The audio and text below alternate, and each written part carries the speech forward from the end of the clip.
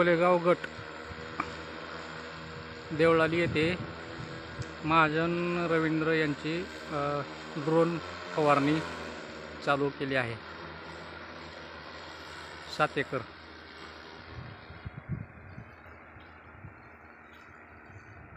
कशी आहे ड्रोन फवारणी? नंबर एक आहे, काय नाही. नाही. किती एकर ऊस आहे आपला? 7 एकर. कोणता ऊस आहे आपण? 8005. कारखान्यावरून औषध आणले सगळे? हो, कारखान्यात.